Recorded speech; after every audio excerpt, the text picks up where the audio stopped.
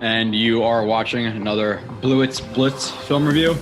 He has that ability to, trust me, he definitely does. Just his ability to catch balls outside of his frame, his leaping ability, his ability to hang in the air, his yak ability, it's all there.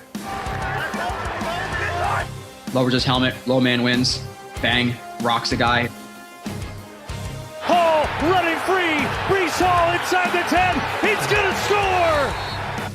The corners all do their job. You know, if you look at the picture right here, lock. 3rd and 1. Stevens always drilled. What a great defensive play.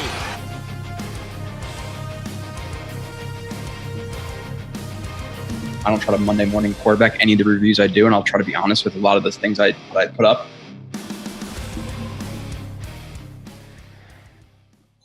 And you are watching / listening to another edition of Blewett's Blitz. As Blake C says, the dream team. Fellas, a lot has changed since we last talked. Kyle, we'll throw it to you first, man. How are you? I know you must be a little bit upset with the recent 2 weeks of Jets history. That's putting it mildly. Yeah. I don't think most people care to really hear people's sob stories because everyone's feeling the pain. But if I'm just being honest, I mean, and I told you this through text, literally the day after I got home from work and I went to bed. And one of the things I do when I'm like really sad or feeling a little down, depressed, I just sleep. I slept for 12 hours straight. I mean, somebody listening to this might say, oh, that's so stupid. Who cares? It's football. It's a game. But I don't know. It means something to me. But yeah, I mean, like my excitement level for the season was in like the 90th percentile. It's now like below 20. We're not going anywhere with Zach Wilson. We can kiss playoffs and all that stuff goodbye. You know, I mean, maybe, crazy shit happens. Maybe other teams' quarterbacks go down or whatever. But we went from having a potential top 5 quarterback to possibly the worst starter in the league, now leading us the rest of the way. So saw some growth from him this past week. Strange to say, even though he threw 3 horrible interceptions. But yeah, it's I'm not really that excited, and I don't really plan on going to any games because, I'm not excited anymore. Yeah, rough. I have season tickets, and I thought like I had them at the right time. Like, oh, I got in before Rodgers. This is great. And now it's the complete opposite and all that. And like going to Dallas is great, whatever. I was thinking about like going to the Giants game and stuff. I'm like, do I really want to go to the Giants game? I don't really know now. So it definitely cools it down a little bit. Nania, my friend, how are you? And before we even get into it, because Kyle kind of mentioned it, Zach Wilson, after this game, stock up, stock down. Yeah, I'm doing all right, and I don't have as much of a sob story to tell. I mean, I kind of tried to just bury it, and maybe it'll hit at some point. After the losses start to pile up, maybe it'll kind of all come crashing down on me at that point when I'm like, okay, this is what it could have been if that never happened. But I mean, right now I'm just trying to stay optimistic, trying to stay with it, and believe that this team can push through and still make a potential run to the playoffs. Because, I mean, the appeal of this team was that, it wasn't going to be just Aaron Rodgers single-handedly doing it himself. I think we like this roster enough to think that, that's why he came here, because he thought he could be the final piece to a playoff caliber roster. So I'm still hoping to see a playoff run. I'm trying to stay with it. But yeah, I mean, at this point, I've kind of just put it behind me already. And I'm just trying to look at this team each week, see how they can get wins, how Zach can develop. And as we'll get into, I think he showed some good stuff this previous week, but obviously you still want to see a lot more. Yeah, there's a reason my hair is still long. Like Kyle, like literally the day after I was supposed to get a haircut on last Tuesday, I just didn't show up. Like I was like, I'm not going outside. Like there's just nothing. It took both me and Nani, or Nani and I, to 2-3 days to even get to the film. Like I think I watched it on Thursday. So it was rough, but we're over it now. I think the playoffs are still. It can happen. Listen, at the end of the day, if they come out of these first 6 3-3, if you could beat the Pats this week, if you could beat the Broncos, then you come up to games. The Texans, the Commanders, that type of stuff. Is it possible? It's possible. I think after I kind of adjusted my expectations to 7 to 9 wins type of range for the Jets. I had my venting. I had a 3-hour stream where I just yelled at people and all that stuff. So that was fun. So we got it out of the way. But I wanted to give you guys your space just to. Okay, yes, it sucked, and I acknowledge it sucked, but. Now, unfortunately, let's get over it. Hopefully, Rodgers comes back next year and just dominates, and whatever constructive surgery he had on his Achilles, maybe he could be a good player at 40. I think it's more slim than some people think it is, but it is what it is. Lloyd Gross says, "Tell me something good, boys." I don't think there's going to be much good. I think really, and Garrett Wilson's a stud.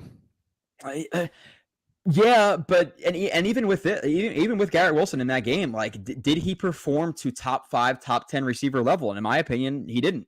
Now he had the slant that he took 68 yards, which is great. Like, okay, he broke one arm tackle, which is a pretty generic play. He broke a tackle, ran. All right. But there was 3 other bad plays that he had, Kyle. Like he dropped the one pass on the screen, he dropped the one pass over the middle, and then that deep ball. Yeah, Zach could have put it a little bit more outside. Zach could have put a little bit less air under the ball. But I know you both of you saw Garrett Wilson look at the safety, see the safety, and an alligator armed that ball. So if it was a 2020 game, a close game where we were trying to legitimately win and he did that, we'd be really, really pissed. But because it was 30-10 and he didn't want to take a shot, we really don't care. But I can't say that was a good game for Garrett Wilson. Good for any receiver, sure. Good for Garrett Wilson's expectations. I would say no, actually, Kyle. So I don't know if you feel the same way. I don't disagree with anything you just said. But if you look at like some of the plays that he had in the game, the near touchdown that he could have had Zach Wilson not gotten hit. I mean, like that was just a nasty route. And there was a couple other ones where he, beat Diggs really bad. So like just talking about like, his potential and when he puts everything together, I mean, like special talent, definitely really special talent. So I swatted down Kyle's tell me something good, boys. So Nani, can you tell Lloyd anything good? I don't know. I mean, we've been talking about it that there really wasn't anything good in this game in terms of how guys played compared to their expectations. I mean, the first one that comes up is maybe Quinnen, who I think in the run game was really dominant, but I think we expected him to be like a huge mismatch in the passing game with Chuma Edoga being across from him. And he had some good reps. He did, but I definitely thought he was going to take over more than he did. And he didn't. So even that, like, I mean, Bryce Huff did his Bryce Huff thing. He had some pressures and a few snaps. But, I mean, yeah, like no one really played up to expectations. And you and I were talking about it before. I think the only guy who did maybe play above his expectations was Zach for 3 quarters. So I think that's really the only positive you can kind of point to from this game.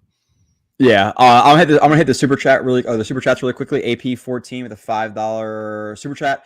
Always good to see when Kyle's back. The whole "it's one game" excuse is frustrating. Last week wasn't a great showing by our coaching. It wasn't a great showing by anybody. Like even Q for that, that Nania said, like, yeah, he was good, but was he top 3, top 2 interior defensive lineman good? I don't think so. I want to see him a little bit more. And obviously, Dak averaging like, I think it was less than 5 yards per attempt, right? Nani was like something really, really short that he was throwing the ball. So it's going to be hard for your edge rushers to really get there when the ball is out so quick. And I understand that, but still, I didn't see, I don't think he was dominant. I think he was good, but not dominant. So that's below expectations for Q. But always good to see when Kyle's back. The whole one game thing is last week wasn't. Oh, I already read the whole thing. Okay. Thanks, AP.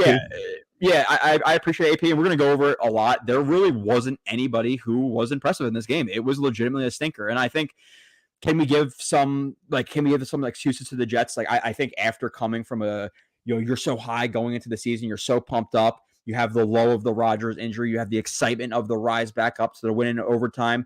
You have all that excitement, and then it kind of hits you that Rodgers out. Should we have expected a flat week this week, Kyle? Like, do you think that's like part of the excuse, or was it so bad that you're like, no, fuck that, it was gross? I think it was a really gross performance overall. I mean, it seemed like a lot of players didn't really come to play. I mean, it just seems like, some guys like Jermaine Johnson, for example, I saw absolutely nothing from him as a pass rusher in this game. Players made mistakes, and it just seemed like the coaching staff was thoroughly outcoached too. Yeah. Just like a bunch of pick routes and timing and stuff. Somebody, who was it, McGovern, or I forget, somebody on the Jets said that, it seemed like they don't know how, but the Cowboys were, had a beat on their silent count or whatever. Dallas was not only just like moving guys and creating space, but they had the scheme to, get guys open and, screen game or whatever. You had guys like, how do you let CeeDee Lamb just, run free on several plays? I mean, there were several plays, like, don't get me wrong, he's a great guy, great ball skills, great after the catch, but there was just some plays where he's just, running wide open, and, that's coaching more than anything else. Mm-hmm. So I think it was a pretty dismal performance overall. I mean, in terms of the pass protection, you want to talk about having a relatively healthy line in comparison to what we've seen in recent years. They have some studs. DeMarcus Lawrence is a real stud, man. It seemed like he was winning every single pass rush rep. Micah Parsons, like I'm not saying he's the same player as Von Miller because, I think they use him on a lot more stunts and things like that. Use him in some ways they wouldn't use Von. I don't think you're going to put Von as a zero tech and have him just beat the center one-on-one. But Micah Parsons is an insane talent. But I mean, they were just getting their ass kicked by everyone. I don't know who 54 was, but 54 was beating guys' asses for the Cowboys. I mean, like everyone across the board was getting their ass kicked across that offensive line. Yeah. So, I mean, like one of the silver linings is, despite all that, I mean, that was the best pocket presence game that I can remember from Zach Wilson in his entire career. Easily. So, in my opinion. So, and we'll kind of transition this into the next super chat. $30 from Mike, which we appreciate. Wow. A ton, Mike. He says, "What's up, fellas? Great to see you guys all together. The first step is to change up the offensive line and bring in a backup." I'm assuming he's talking about a backup quarterback. So, Nania, yeah, the offensive line, Kyle kind of hit on it. What are your thoughts about the group in general, and then kind of like how we got here too? Because you look at it prior, and Becton's healthy at this point too, which we didn't expect, but we kind of said like they needed to do more on the offensive line, and we brought back pretty much the same group with a 4th round rookie in Warren.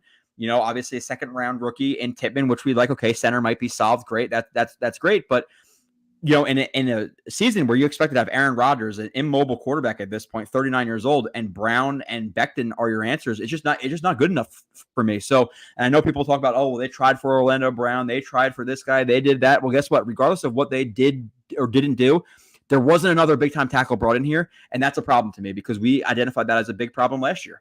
So they're kind of they're in the hole that they dug from themselves at this point. And yeah, is there something to, okay, Becton hasn't played a ton. He was a little bit rusty. Okay. Brown just came back. He's a little bit rusty. Should he get better? Sure. Do I get that? Parsons is a lot better than Brown. Sure. But still, there was no excuse for how shitty they played.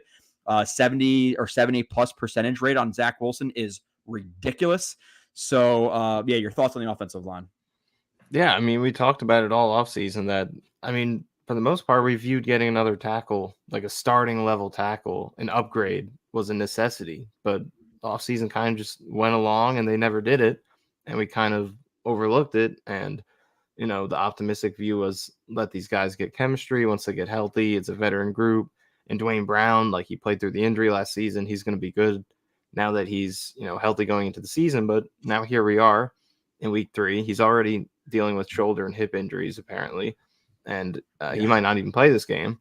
So, like, that's out the window with him being healthy. And he's 38 years old and playing as bad as he's ever played. So, like, the optimistic view with Brown never made sense to me because even if he was perfectly healthy, the guy's 38. So he could be done by now. Like, a healthy version of him could still be bad.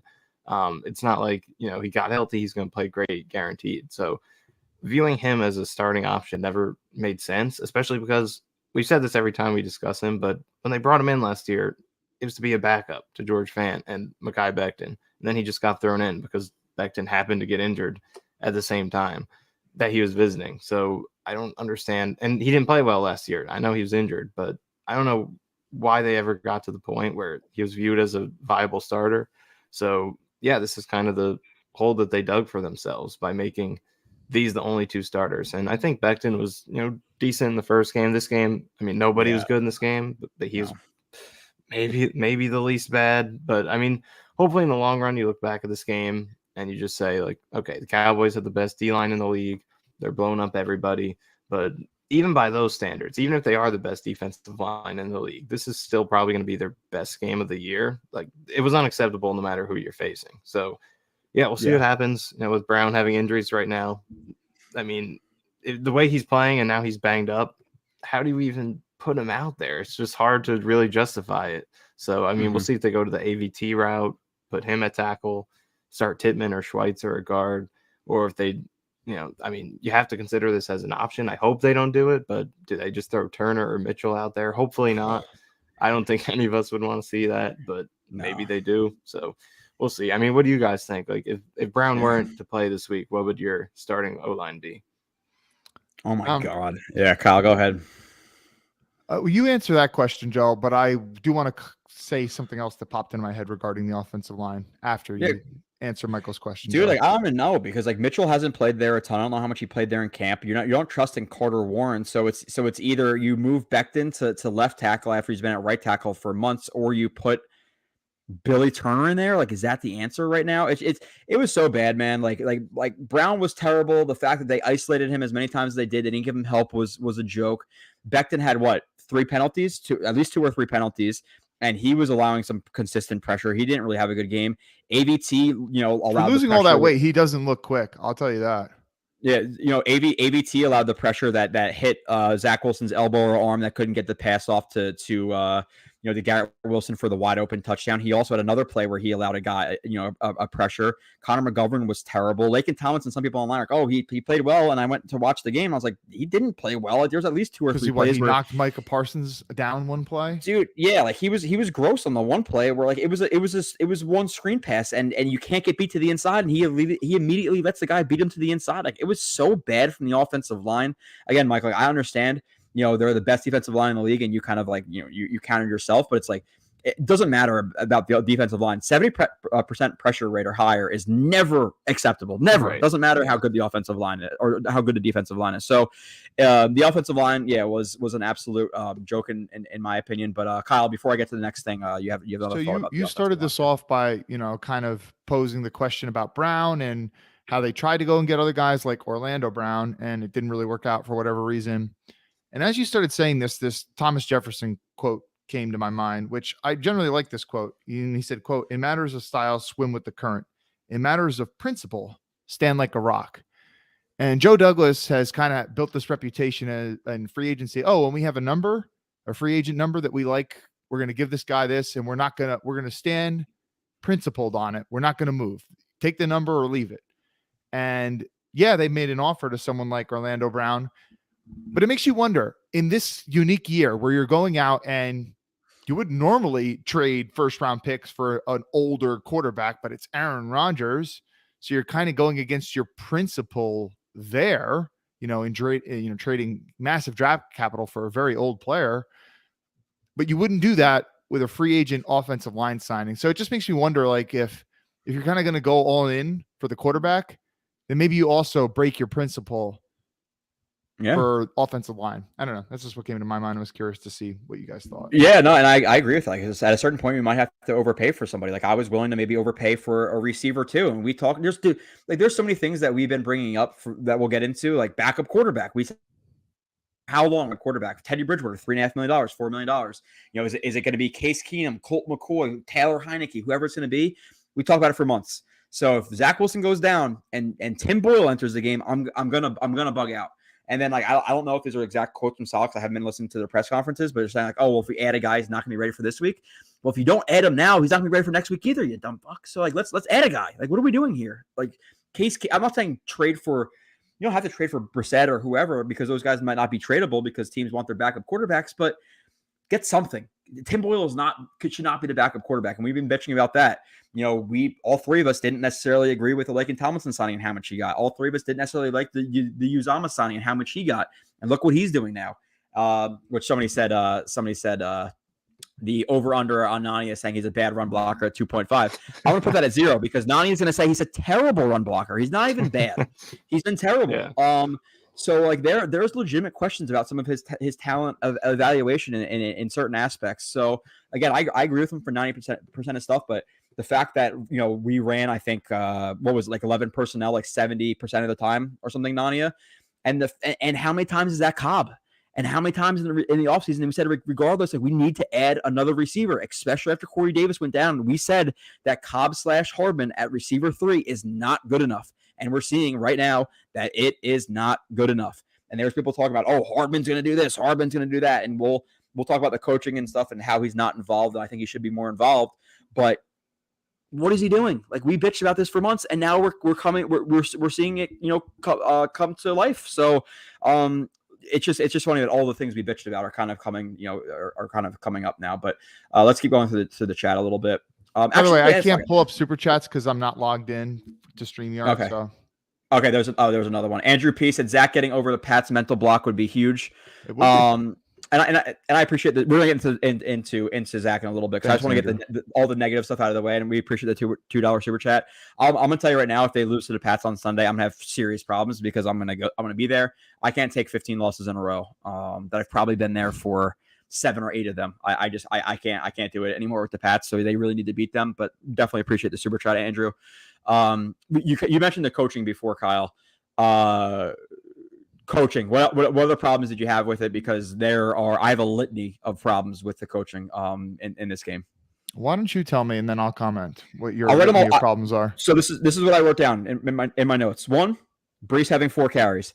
I get the game flow goes all the ways that it does, all this shit, but guess what? If Breece has 4, Dalvin should have 0 before he gets another one, because he should never be off the field. Don't give me that bullshit, because Dalvin should never see the field. Neither should Michael Carter, and they both did. So that's the first problem. Brown Breece was had the isolated. same number of snaps as Carter in this game. So I mean, that's where my problems start, more so than like the number of carries. There you go. Gross. Next. And you guys can add on to this list, whenever, at the end of it, whatever. Another one. Parsons versus Brown. He was isolated versus Parsons, 16, 17 times? Too much. You're running empty, and you're leaving Brown on the island versus Parsons, when other teams, you see them in Seattle, everybody talked about it, like they ran 12, 13 personnel to get over their offensive line woes, and we don't do that. That's another problem. Running left versus right. They ran right twice this game, right? And both times were successful, and didn't run behind them. Again, Ruckert playing 5 snaps over Uzama. And this is a problem I have with coaching. He looks really impressive. And it's a problem I have with coaching too, Kyle. And I like Saleh for the most part. But if you're going to be this rah-rah guy, everybody deserves their spots type shit, then you better fucking live by it. Because a lot of guys watch Ruckert, and they're seeing what he's doing in the blocking game, and they're watching Uzama and saying, this guy sucks, and Ruckert's playing well. You're all about this, everybody earned their spot. But clearly it's not true, because you have fucking clear representations of giving veterans like the benefit of the doubt. Uzama, there's no reason Uzama should be in there over Ruckert for blocking plays. That was gross. The sauce too. I mean, what's the upside with Uzama as a receiver? Yeah, exactly. And another, okay, and we're gonna keep going. So that's 1 problem, 2 problems, 3 problems, 4 problems. My 5th problem, I get that there is zone defense and all this type of shit. But when Lamb is destroying you guys, change it up. And don't tell me that there was no man reps, because I saw at least 4, 5, 6 man reps where Sauce was not on Lamb. And regardless, whether it be the whole game plan or just those 5 or 6 plays, every single time you went to man coverage, Sauce should be on Lamb, because it's a perfect matchup for him. So they didn't do that either. I'm not saying change the whole game plan, but at least a little bit. That's 5 problems. 11 personnel, 70+% of the time, whatever, not throwing in the 13 and 12.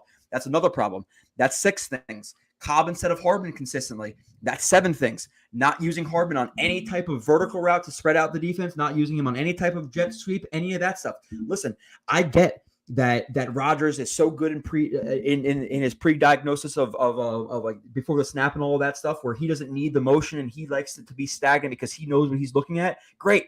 Rodgers and Zach Wilson are different players. Let's start using some motion. Let's start doing some things with Cobb. That's like my 7th or 8th problems. Cook, why is he running the ball on 3rd and 1? He's never been a power guy. That's never been his game. So now we're running him on short yardage situations instead of Carter, who has better contact balance, and instead of Breece, who's a better player. We're going to keep going. No adjustment to short dink and dunk passes. How many times are short dink and dunk, Kyle? There's a play where I watched, Tony Adams 10 yards off of a guy on 3rd and 5. They run a curl. It's a completion. There's a play on 3rd and 2 where you have Adrian Amos against a receiver. He runs a drag where Amos is 10 yards off in man coverage, and it's an easy first down. What are we doing in those situations? We had no motion, all that stuff. I already talked about that. No adjustment to Dax, under 5 yards per attempt. It was just, there were so many problems. There was another play on the Eccles DPI. You had 4 guys over 2 receivers, and the backside of it isolated. You can't have 3 versus 2 and 3 versus 2. You got to dedicate 4 guys to two receiver side and then leave the backside isolated. What are we doing here? So that's at least 8, 9, 10 legitimate problems I had with coaching on this one. I don't know if you have anything else to say about the coaching or anything else to add on to what I said, but the coaching was the number 1 dud of this game. It was an embarrassment from both sides, not just offense. The fact that, again, no adjustment, Sauce not in man versus Lamb, the 4 versus 2 thing. You have safeties versus line. You have safeties versus receivers. You got guys 10 yards off. You have guys. There was a play on that Sauce play where there was a completion. People thought it was Sauce, where it looked like Whitehead thought it was Palms, and Sauce thought it was like just like a regular coverage, and they're both in no man's land. There's 2 receivers open. There's 2 versus 2, and then it ends up being 2 open receivers, and both were guys staying in no man's land. It's like guys weren't prepared. You had multiple situations where guys were running out routes, with 10 yards of cushion and getting first downs on 3rd and 3. It was gross, dude. Like the coaching was absolutely abysmal from this game. It was not just a victim of circumstance. It was abysmal. Wow. Yeah, I don't have too much to add to what you said. I mean, I noticed most of that. And on top of that, another thing with the, personnel usage on offense, like there are multiple snaps a game where Uzama's out wide, he's in the slot, and he's running key routes too. There was one play where Zach got sacked where Uzama was in the slot and they had him covered with Diggs, I think. And he was the first read trying to get outside, and obviously he didn't separate because that's never going to happen. And then Zach got sacked because it wasn't there. So I don't understand why that is even considered as an option. And when has he ever made a catch in that play on a route other than like a seam route or a screen? Exactly. Anything that's not schemed open for him, I don't think he's made one catch with the Jets where he separated himself. Not a single one. So I don't get why he's in those positions. Yeah, and the personnel he caught the bomb against the Lions last year, but that was totally schemed open too. It wasn't anything really impressive that he ran on the route. That's only he did run a lot of hitches in Cincinnati, Kyle. Like this is something like we talked about it, Kyle. Like when I was doing that review, like I try to paint him in a better light. Like I don't, and I said at the time, I have no idea how he got more money than Conklin.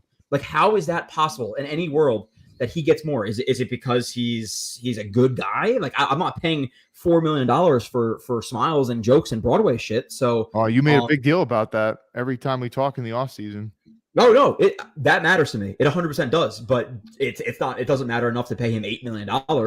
He's the definition of a jag, and the fact that he's playing and he continues to blow up blocks, and you have Ruckert who's been dominating when he's on the field, sitting on the bench getting 5 snaps. There's no reason for it. So again, that's the thing that frustrates me the most about Saleh in that one is the rah bullshit and people earn their spots is bullshit. It's not. It's not how it works because we've seen clear examples of guys outplaying people and then not getting playing time. So. I couldn't be more frustrated with the coaching, like you said, with Uzama. Like, why have him flexed out wide? There's no threat in that at all. And then even with like the 11 versus 12 personnel stuff, it's like, okay, you want to get receivers open or you want the receivers to be running routes, whatever it may be. It's like I'm gonna take 10 times out of 10 Ruckert versus a linebacker or a safety versus Cobb versus a slot corner. So don't give me that either. Like I don't know, man. It was legitimately very, very terrible. I don't know what the man coverage reps were again, but I saw at least 5 or 6 of them, and every single one of those, or at least 4 of the 5 out of the 6, Sauce was not on CD. So when you do run man, if you're going to say you don't run it, at least do it right the 3 times you do it. So I don't know what else to say, Kyle. Do you want to add anything else to that? Regarding the man coverage thing in CD Lamb, I saw some of Ulbricht's comments today. I didn't listen to the press conference, so I just saw whatever people clipped on Twitter. Yeah. X. Do people are you guys actually calling it X now? Or are we still calling it Twitter? Okay. Twitter. Still Twitter. So, Ulbricht said something like, yeah, the traveling thing, it's not something we really do in our defense, yada, yada, yada. And I saw Scott comment and say something like, he shouldn't really say this. He doesn't need to commit to anything, but it just kind of makes him look like arrogant and stubborn. And I more or less agree with what Scott's saying, but just to actually comment on the whole idea of it, and this is going back to, principles and everything. I understand that, there are certain things you want to practice and get really good at in the NFL. And, you have your strengths and you want to stick to your strengths. And, I frequently bring up how like teams that are really committed to zone blocking, if I'm forgetting his name, but the father of zone blocking, he would always say that, you really got to be committed to it. It's not something you can kind of do half the time or whatever and expect to be good at it. Like you should just, practice it all the time type of thing. So I understand that you want to stick to your strengths, but this particular game, it's kind of a unique situation because CeeDee Lamb is one of these guys that, and Michael, you probably know the numbers better than anyone. He's one of these receivers that's a dominant top 10-ish receiver in the NFL who predominantly, almost exclusively plays in the slot. Whereas there really aren't put Devontae Adams in the slot. They put some of these other guys, Tyreek Hill, play in the slot, but Lamb is almost exclusively in there. So if you ever have to change up your game plan on a particular week, this is the week to do it. And he started beating your ass really early in this game, and at no point did you try to change it. So, coaching is all about, understanding the matchups, changing your scheme accordingly, and even making in-game adjustments. And the Jets never did that. So you have a guy who can stick like glue on people. So, it's not like they've never used him in the slot to cover certain people before. Think about Mark Andrews last year, week 1. So. They've moved them. Yeah, they moved them. And it's another super chat from Mike, which we appreciate, and we'll kind of move from the offensive line a little bit back. So far, Nania was right on Cook. He looks slow, and that fumble was ridiculous. So go ahead, Nania, because you got shit on for a good month about Cook. And I said I'm not through finishing my recording for my film show, but I said, okay, if I took Cook off of his back and he was just Jim Jones, would you be saying he's better than at this point? And again, this is very overreactionary in only 2 weeks. Has he looked better than Ty Johnson, than Zonovan Knight, than any scrub running back? He's looked worse, right? Like, he hasn't done anything. And people will criticize me last week, like, oh, Matt Milano shot through the hole. There's nothing he could have done there. Bullshit. You haven't watched a lot of good running backs. I've seen plenty of good running backs. Notice a quick penetrator and at least put a move on. Dalvin Cook just stopped his feet and ran into the tackle. And even this one, the fumble play, Parsons is out there and he sheds Uzama's block and he's outside for a good 5 yards. He's running. I counted. It took him 8 steps to slow down and try to get to the inside. He just lowers his shoulder. Who takes 8 steps to get back inside? So Cook has looked horrendous. So Nania, the floor is yours. Yeah, man. I mean, I sincerely hope that he turns it around because, it's much more important to me to see the Jets succeed and win than for me to come on here and say, oh, I was right. I told you so. But with that being said, I think you and I both came on here and kind of warned people that, there's, despite the excitement in the name that the Jets are bringing in, what he put on film last year and in the numbers and everything showed that he wasn't a great player last year or even close to great. He was more like just another guy last year. And now going another year forward in his career as a running back, a position that declines very quickly, it looks like he's taken another step back off of that. And granted, it's 2 games and he's a home run type of guy. So he is the type of running back who's going to more so than be consistent, kind of profit off of, 50 run here or 50 yards here, 50 yards there. And he hasn't had that yet. It's only 2 games, so he has plenty of time to do that. But with that being said, when you have Breece Hall playing the way he's playing, when he touches the ball, and even in this game, despite Cook had 7 yards, Breece had 12 or whatever, even on the runs where they got the ball, Breece was playing much better versus what was blocked for him than Cook was. So yeah, especially when you have a guy playing the way Breece is playing, it just feels like Cook is touching the ball too much. But yeah, I mean, we've already seen a lost fumble. That was a huge warning flag with him. It's something he's always done, and it doesn't look like that's changing. And we haven't even really seen, like, I think he only has had 2 blocking reps this season so far, 2 or 3, and he hasn't messed up. Although there was one play, I don't know if you remember, but there's one play in this game where there was a stunt coming inside and he went somewhere else to double team. So maybe he messed that one up. It didn't really affect the play, but could have been worse. But there's still the blocking that hasn't really manifested itself yet. There's still the drops. He hasn't really been targeted. And then we got a rainy game on Sunday. So if he does get targeted, you got to worry about that. So yeah, I mean, this is just kind of exactly what we thought he was going to be, not being successful in power situations, which we saw in that, short yardage 2 weeks in a row on short yardage. He couldn't convert. That was a huge problem last year. And then again, overall, just last year, he had a few huge plays, which is great. And you love to have that. But for the most part, like down to down consistency, a lot of stuffed runs and just not consistently getting those chunks. And so far, that's what he's done. So probably at some point, he's going to have a really big play and it's going to pump his yards per carry back up. It's going to make the rounds and the highlights. And that's great. I hope he has plenty of them. But, what we've seen so far is the gist of kind of what he was last year. Is just not consistent and then struggling with some of the fundamental aspects of the position. So hopefully he turns it around. But I mean, this is kind of what I expected so far. That and I'm not, I know some people say that he is really good. His vision's not even good, man. Like I don't know. It's just we and Nania was at the forefront. He took all the shit for it, but yeah, if we try to warn you for I don't know how long. And like that's my problem with this is if we watch what we watched, right? And I'm at least fairly certain, like, okay, we should at least be in the same spectrum. Like, okay, good player, bad player. We should at least have that similar aspect with the Jets. Like, how do you watch his film last year and pay him $8.5 million? That's I'm talking about talent evaluation. And I see, again, Whitehead, who I thought got overpaid, and Uzama and Tomlinson, and now Cook. it makes me legitimately question their talent evaluation because I would never watch Cook and say he deserved, $8 million. I was thinking about that exact thing earlier. Like, I don't understand how, because they definitely watch it closely. They have to.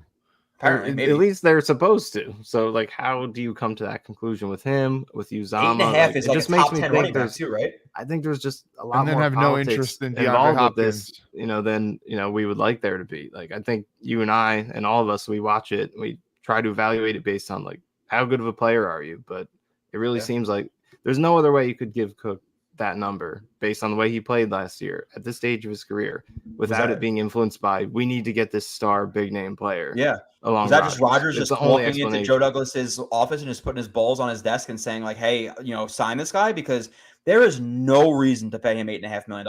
No reason. And like people talk about, Zonovan Knight and his limited sample size and all that. I saw a lot more in Zonovan Knight's 1 or 2 games, whatever. You could pull any one game out of our asses. I saw more from him in those games and whatever his worst game was than Dalvin Cook recently, so far. So that's the questions I have. Like, how is Tomlinson getting $17 million a year? How did Uzama get as much as he did? How the hell did Dalvin Cook get $8.5 million? So there are questions about talent evaluation with them. And again, I'm 90% Joe Douglas stan, but now that's like kind of rearing its ugly head. The Dalvin Cook signing already, and people are like, oh shit, I get it. It's like, yeah, maybe believe us next time. I don't know. It's crazy. So we're gonna get into the chat. By the way, you guys are tipping your cap for Dalvin Cook. Well, I'm going to tip my cap for Uzama because I always hated that signing. I've been very vocal about it on here. Yeah, and Nani, like under over 2.5. I don't think you're gonna say bad, but man, like he has been gross. Like so he doesn't do any. So the only thing he do above average is maybe run with the ball. Maybe. Like he can't block, he can't pass block, he can't run block, he can't like. I remember when they did some like interview in the offseason, like he was talking like how fast they are. Like, oh yeah, we're really fast, really athletic. I'm like, dude, can you shut the fuck up? Like, please. Like, it's getting old with him. Like at the end of the day, you can be a great guy. If you don't perform, we're all gonna hate you. So Uzama's got to start riding the bench. But Nani, go ahead because you said that last week too. Like he sucks. And now he's sucking. So. Yeah, I mean, even last year, like I thought the whole year his blocking was disappointing, and they barely use him as a receiver because, like we said earlier, the only way he can be used is if you scheme him open. And then at that point, I guess you can give him that, if you get him on a cross or something like that, he's pretty fast with the ball in his hands, I guess. But if you can never separate for yourself, you're not going to get a lot of throws, which we've seen this year. He hasn't even been targeted yet. And then when they've tried to put him outside and give him chances, he can't win. So, yeah, the run blocking is terrible. I mean, the first play of the game, 4-yard stuff on Breece, that was on him. The play where Cook fumbled, that was on him. So, like, just play after play, huge blocks being blown. There was the sneak or the Cook short yardage run last week. That was on him. So, like, huge plays constantly are just him getting beat one-on-one. And as a tight end, you're not supposed to stand out that often as a culprit for plays. And then meanwhile, you have Rucker, who's constantly blocking people 10 yards down the field out of the screen, not just playing good, but like dominating these reps. And here's the thing too, that I think PFF like misses the point a little bit. PFF is more about like, okay, what do you do on a snap to snap basis, which I think that there's a lot of importance to that. But in blocking, there's so much about like, how much of a hole are you creating? And I think that their systems, at least based on what I've heard them say, somewhat adjust for this. But it's like with blocking, it's like, well, how much are you actually moving a guy? And like on certain reps, like that matters all. Like that, him getting his ass kicked on that very first play of the game and getting stuffed for 4 yards, that completely changes the whole nature of the drive. Because now you're in 2nd 14. It totally changes the amount of option. Like, okay, if you want to run the ball on 2nd and 14, you can, but now you're going to be in third. You're probably going to be 3rd and long, because what you can get 5-6 yards on the clip on the run. So just if you contrast his lows, which have been really low this season, versus Rucker's highs, which is a small sample size. I mean, we're talking total opposite sides of the spectrum. So yeah, it would be a disgrace if Rucker doesn't get significantly more reps this week. Mm-hmm. Yeah, and I know there's a lot of chats. Nani is leaving at 8, so we're just going to continue to talk about the game a little bit, and then Kyle and I are going to go run through the chat. So I'm not ignoring it all, but I kind of am at this point just because I have We have a little bit of a limited time. So we went through the tight ends. We went through. Okay, so let's do this before we at least have to make sure of this before Nania goes. Zach Wilson. We'll throw it to Kyle first. I think we've thrown a few things to Nania first. What did you see from Zach Wilson? Obviously, if you're looking at the stats, Kyle, you're not going to be very impressed with 13 for 27, 170 yards, 1 touchdown, 3 picks, 56 or 5 rushes, 36 yards. What are your thoughts on Zach Wilson? Because this is one that's like polarizing. He sucks. Again, I think it's good to look at everything for not like, okay, you can't look at him as now like a good quarterback. If this is a good quarterback and this is Rodgers' game, okay, terrible. Relative to expectations, what'd you think of Zach Wilson? Stock up. I mean, honestly, like the first phrase that comes to mind is I'm actually a little proud of him, which sounds strange to say when you look at the stat line. It's clearly not impressive. Anyone who didn't watch the game, oh, Zach Wilson's EPA is absolute dog shit. No, he threw another 3 interception game with only 1 touchdown. But I mean, like there was a lot of growth in this game that you saw, and definitely a better game than he had last week, in my opinion. I mean, overall, when you look at like some of the good that he did, it's not just how he hung tough in the pocket, which is really big because he's been very bad at that in his NFL career. But you know, I'm thinking of like other than his like interceptions were just like horrible decisions where he was really pressing, and it's kind of the whole like when he gets in his mind, everything goes to shit. But just he had a lot of solid passes where like, you know, he's not doing this thing where he's sailing balls over guys' heads and stuff. Like, you know, that one pass over the middle to Garrett Wilson. I mean, like, you know, it's a little high, but like he puts it in the right spot, like where only he can get it. Like it's that throw that he had incomplete to Lazard. That's BYU Zach Wilson right there. Right. That's why the Jets drafted him for shit like that. And, you know, I'm sorry, you put Tim Boyle in, he's not doing that. No. So, you know, I think he hung tough, man. Like, I think he really tried to win this game. I love his attitude that you saw, like, after his arm got hit or the ball got tipped and it wasn't a touchdown to Garrett at the end of the half. I mean, like, he was playing competitive, you know, so to be under constant pressure like that and take some of the big hits that he did and to still hang tough. You know, listen, it was ugly like that. Joe, you put some of the plays on Twitter, X, whatever it's called. All the interceptions were ugly. There's no two ways about it. But there was a decent amount of good. I mean, the Jets would have got crushed in that game if Aaron Rodgers played. They would have.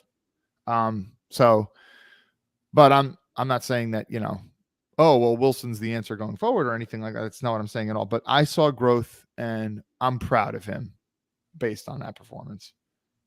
Nani. Yeah, I mean, I think this was one of the, like you said, this was probably his best pocket presence game. I think that's a really good way to describe it because, you know, all the things we talked about going into this game, like would they protect him well? Would they get the ball out quickly? Would the defense put them in a good spot? He didn't get any of those things that he was supposed to get to make this a more favorable environment for him to succeed. And despite all of that, you know, that's usually the situation where he unravels and totally sinks the team. But he really hung tough there for 3 quarters and did what we wanted him to do to keep them in the game, which was, you know, protect the ball. And again, you can't throw away the interceptions at the end, but, you know, at that point they were down 3 scores. So, you know, give him a pass for this week, I guess. Hopefully it doesn't continue going forward, but at least while the game was still, you know, within reach, I think he did his job really well. I like the way that he stepped up in the pocket for the most part. Like usually with him, when he sees pressure, it's, you know, try to spin away from it, go backwards, outrun the guy, get to the sideline. But he was stepping up in this game, and he made a lot of his best throws off of those plays, like the one to Lazard later on. Those stepping up and then going out. And just the general, I think his general accuracy has been a lot better this year, going back to the preseason even.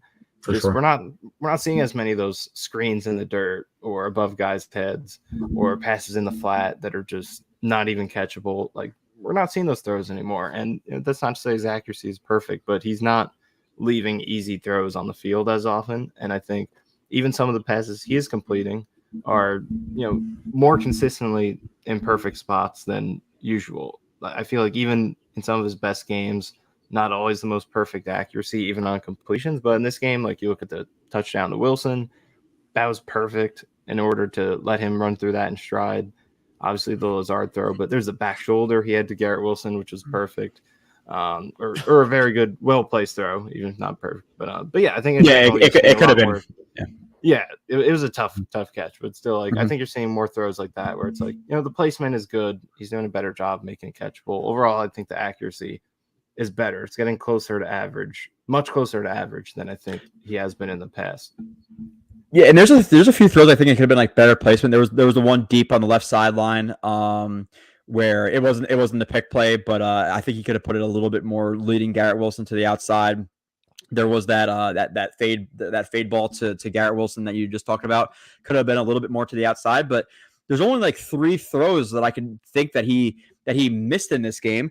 The one was Cobb coming across the middle. He expects Cobb to continue his path flat. He turns it upfield for whatever reason. He misses that, but that's not on Zach.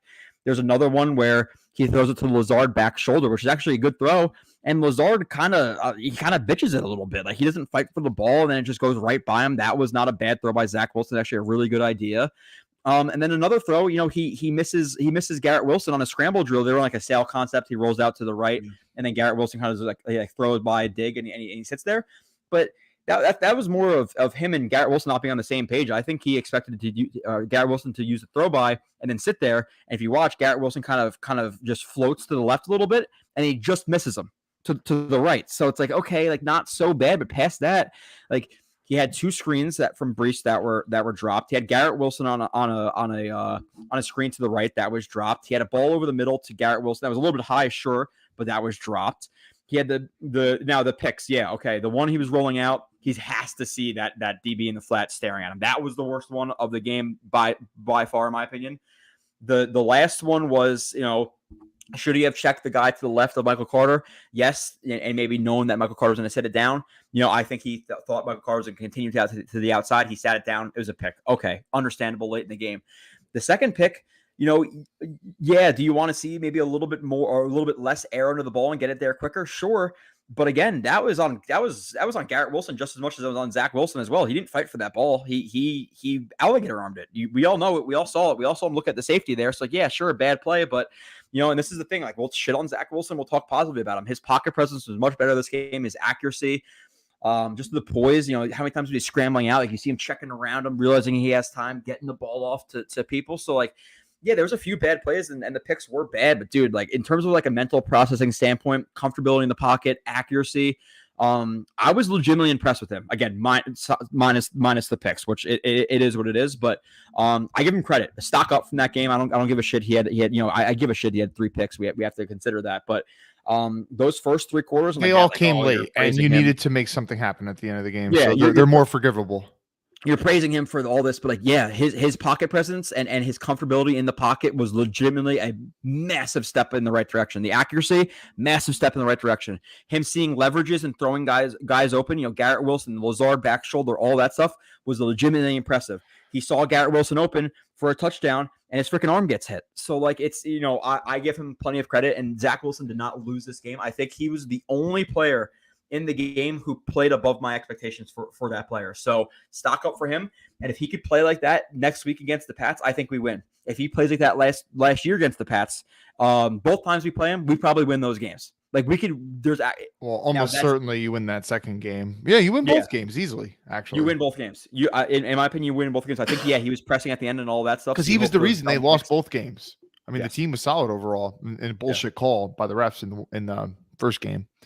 So I'm not saying that he's a savior or anything like that. Stock definitely up. If you're blaming him for this loss, you don't know what you're watching.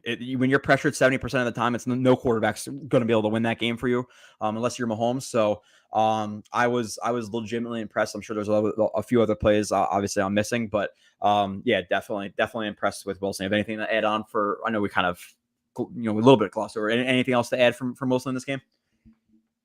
No, Michael, I think you go ahead, Michael. Yeah, I think that.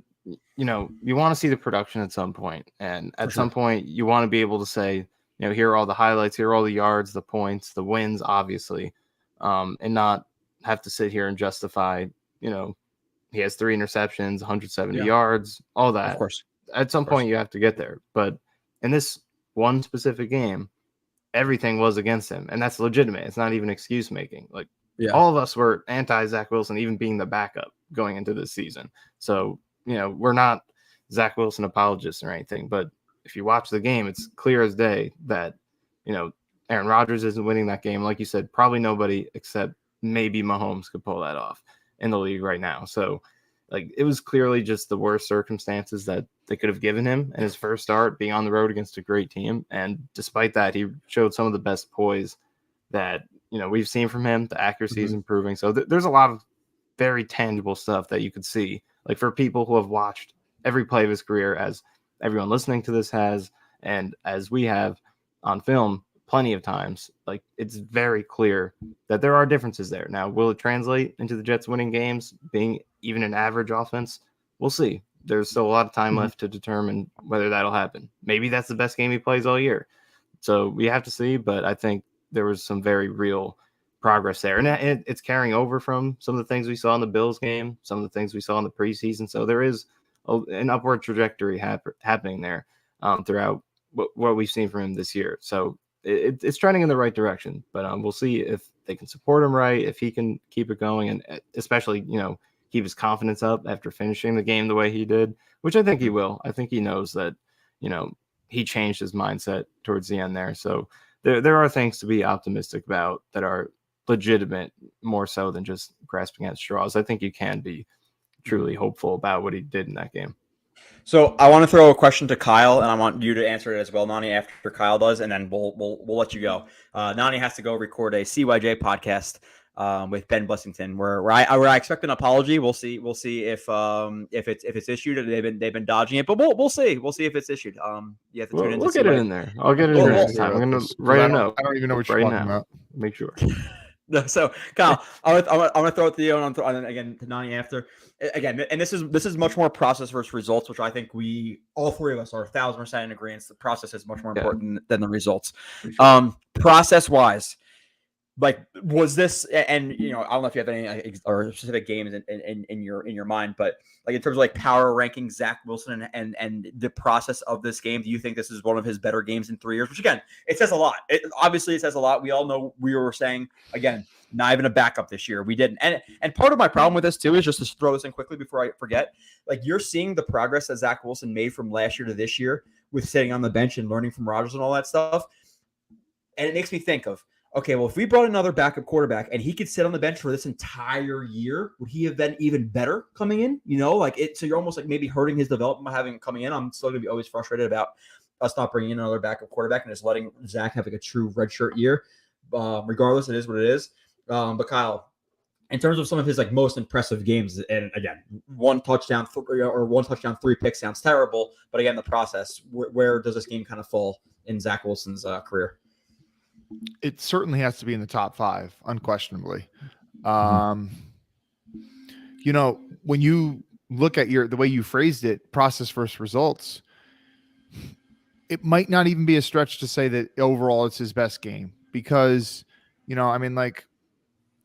when he went against, for example, like the Titans, there's a lot of mistakes in there, but there's a couple highlight reel plays and stuff, but he didn't have to deal with the amount of pressure that he had to deal with in this game. I mean, there was no running game at all for a variety of reasons. I mean, your defense, your 85 Bears defense did not step up to the plate. So, no. I mean, you got no help from them in this game. They didn't get off the bus, man. No, they did not. Running game was not really working that well overall. So much of it was reliant upon him. And, he, with all things considered, didn't do all that bad. Like he did pretty damn well. So, you could, I probably would certainly put it in like the top 3. I mean, like what games would be better? I mean, like maybe I can only think of the Bucs game. Tampa Bay game. Yeah. The Bucs game. Tampa Bay game what came to mind for me. That's probably the only one in that conversation. Which game did you say, Michael? I didn't hear you. The Tampa Bay game. Okay. Yeah. That's the one that came to my mind too. The Jacksonville game. I mean, like he was going against a bunch of like Jags for real, like Jags, because the Jags game rookie year. I mean, like with a bunch of guys were out because of COVID and stuff. So, and I mean, like he didn't even have 100 yards passing in that game. He had like a long run or whatever. So, I mean, like, yeah, I don't know. Anyway, I'm taking up way too much time, and we got to let Michael comment before he leaves. Yeah, Nani, I think I'm gonna say the same thing, right? Like, I think only the Bucs game is a game I can remember where like the process versus like, and I remember the Jaguars game watching that rookie year. It's like, yeah, kind of like flubbed up the numbers a little bit. I don't think the numbers really reflect like how poor or well he played or whatever. But in terms of like the process, this was the most I was impressed with him since the Bucs game. Yeah, I think I agree. Tampa Bay is up there. I mean, last year the Bills win, I think he did his job well, but it was a very simplified game plan. It definitely wasn't even. It was probably the opposite in terms of this game with what was on his plate.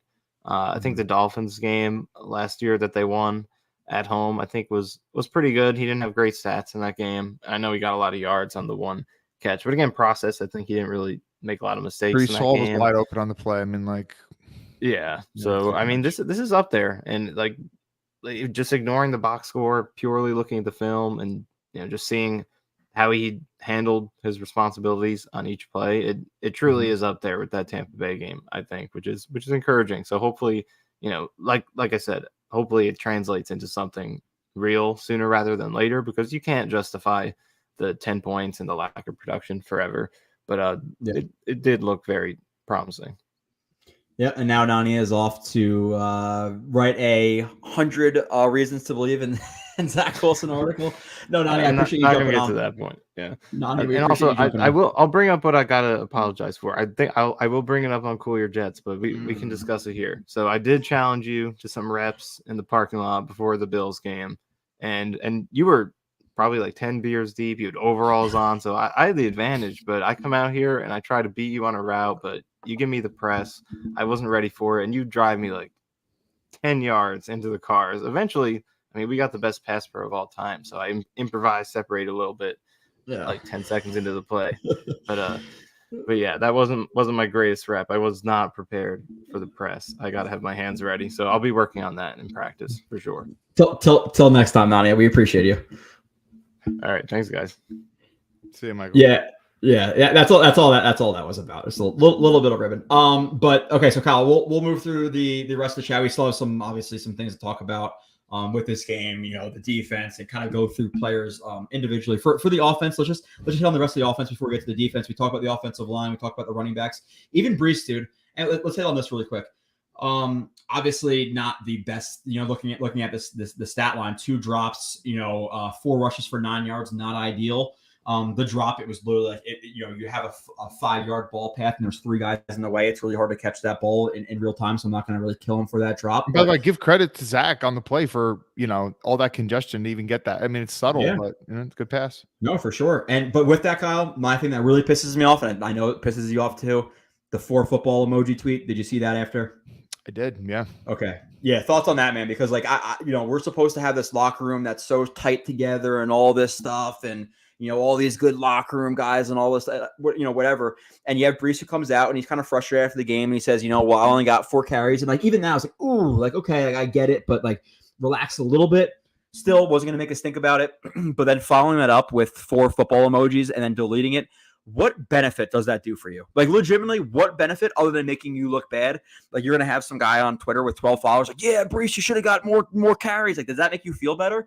Or is it the more professional thing to go to Hackett and say, hey, man, I'm really not happy with the game plan. I wish I got more carries and all that stuff. Like, what does tweeting out 4 football emojis do for your professional career? So, to me, it's childish, and I don't like that shit. So, Breece Hall, like, really, really annoyed the shit out of me the last week with the 4 football thing. Yeah, me too. And, yeah. A lot of people are talking about Deion Sanders and what he's been doing with Colorado. And I think he had some kind of comment recently, even though Deion is obviously a person, a coach, and a man who's very good at interacting with other human beings. Like, he is a people's person. Yeah. And he said something along the lines of he would not want to coach in the NFL because there is something to, like, the extra stardom and the people making so much money that they're more difficult to listen to and stuff. And I know Breece Hall hasn't gotten a huge, payday yet. But, Breece Hall knows he's a great player, obviously had a historic college career. He hopes that he's in line for a huge contract going forward. And I just think that, you have extra, in your mind, I have extra ability to go out and say this thing because I am a great player or whatever. But to your point, in terms of like actually building your case and actually helping your team out, it's not going to help. It's only going to hurt things. Yeah. And as you said, he should have just went to Hackett. And I mean, like, if you have an honest sit down with Hackett, like let's just say, hey, Nate, no disrespect to anyone else. I love MC. I love Dalvin. They've done some great things in their respective careers. But look at that 83-yard run I had straight off an ACL injury, man. You look what I did to you in Denver last year when I had that 70-yard run in Denver. I'm better than these guys. Mm-hmm. Get me the ball more. Yeah. No one else has to know about that conversation. It's just the two of you guys. And Hackett, he's supposed to be a people's coach too. You think he's not going to listen with an open heart and seriously consider that? Now you put this shit out on Twitter, X, whatever the hell it's called now. That's going to make it seem like, oh man, it's going to have a bad taste. The coaches are going to have a bad taste in their mouth after that. There is no positive benefit to it, so it's a childish thing to do. And after all the offseason stuff where it's like, oh, we don't need a running back and all this stuff. It's like, dude, just stay off of Twitter. Is he a little bit soft mentally? I like him. I think he's a great player, all that stuff. But I don't know if he's a jersey purchase type of guy now. And it's not just off of one tweet, but there's been signs of that where we don't want a running back. No, we good. 4 football emoji thing. It's relax, dude. You're a second year player again. And even though we all agree with him, every single person in here agrees with Breece Hall. There's no world where he should get 4 carries and taking the same amount of snaps and shit as Michael Carter and Dalvin Cook. No world. With that being said, going on Twitter does nothing for you. Absolutely nothing. So from a maturity standpoint, I'm disappointed. We talk about the offensive line, quarterback, running backs, receiver, tight ends, receivers. Again, receivers, even Garrett. You got a couple of drops this game. Okay, not ideal. Cobb, that one play wasn't good. Lazard didn't fight back for the ball. So we move on from the offense. We have a lot of people to say hi to in the chat. We'll run through it, lightning around the chat a little bit, and then we'll get to some of the good stuff, the defense a little bit more. Sunday was the biggest waste of $400 of my life. Was at the game. It's the biggest $2,000 waste of my life because I flew out there, then flew back and rented a freaking place for 3 days to watch that. It was gross, but hey, we all wasted money. So I feel your pain. How was Jerry's world? It was awesome, dude. Honestly, the fans weren't so bad in terms of aggressiveness. There was one guy. I'm not gonna say what he said to me. There's only one guy that turned to him and be like, "Bro, really?" And then his wife grabbed him because he was fucking obliterated. And I didn't have a sip of alcohol, so I was like, "Okay, that's clearly, I'm not even gonna, get into it." The fans were great. The stadium was amazing. Did you you posted a picture way prior to the game? So did you get a tour of the stadium? Yeah, I did a tour. I threw Tom a touchdown pass. He had a one-on-one rep versus one of his friends. I threw him a fade in the back of the end zone. So I got a touchdown there. I caught a touchdown. I ran in a touchdown, and then I kicked the minimum field goal, which I think the minimum field goal is what you have to be at the 7 yards back. Was a 20-yard field goal. Whatever we did, I kicked a 20-yard field goal just to say I did it. Wow. You scored way more points than the Jets did. I know, right? It was a good time. No, it was a good time. I like Texas. I still think the Carolinas had better barbecue. I'm sorry. I give Carolinas a nod over Texas. But yeah, it was good. It was good. I'm just gonna scroll through the chat again. I'm gonna pick up the stuff that's some substance versus others. Fellows, hope you had at least got to enjoy the stadium, Joe. Fans showed up more than the team did. I gave the fans my number one stud of the game. If you're gonna watch the recap, the fans that were there were all great, high-fiving Jets chants in Dallas. It was great. Now obviously a lot of us we're kind of stuck there because we already paid for the flights and hotels and all that stuff. But regardless, yeah, the fans were out there. Credit to them because they were making noise and they were ready to roll. When Garrett got that touchdown and shit, we were ready. And then that whole big swing happens. Kyle, the drop pick, it's just, and he's got to make that play, man. And we'll talk about that upcoming. But that play was a bad one. There was a tackle. There was a play where his receiver was crack blocking, and he just didn't want to get to the edge right there and notice the run. He let a guy run right past him. There was a touchdown that Dak did a really good job of looking Sauce off to that corner right there. They ran that flat 7 concept. He did a really good job looking Sauce off, but even when he threw it, the tight end had 2 yards to go. Sauce takes a terrible angle. And then also on that one, you have Quincy Williams, who is just jogging. You see him jogging down the goal line. He's not even sprinting. And we're talking about 3rd and 3 in the red zone. And Sauce takes a piss poor angle.